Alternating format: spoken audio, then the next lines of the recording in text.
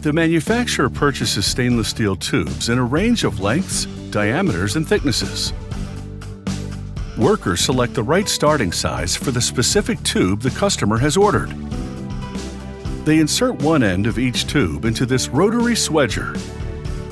It shapes the end to a point to enable it to fit through a die with a smaller diameter.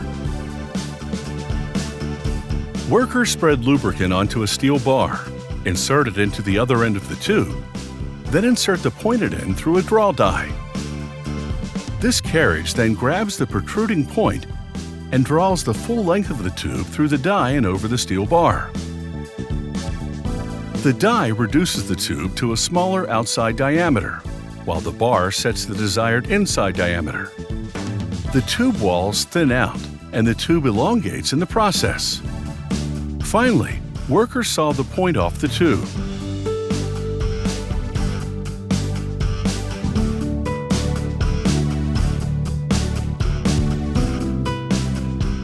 They place several tubes at a time in a degreasing unit, which uses a cleaning solution to remove all traces of lubricant the tubes picked up during the draw process.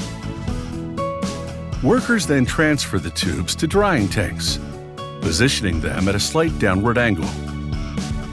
As air blows through the tubes for about a half hour, all of the cleaning solution either drains or evaporates.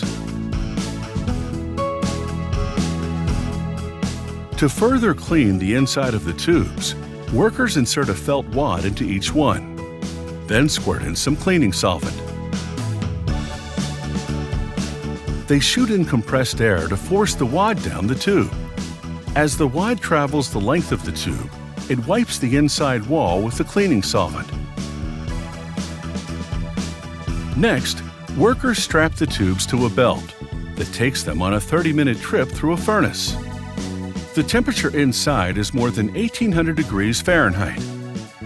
This intense heat softens the steel, which had hardened as a result of having been pulled through the draw die earlier.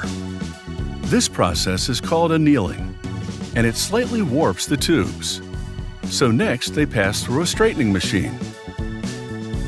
Then the entire cycle repeats until it's reduced to precisely the diameter and wall thickness the customer ordered.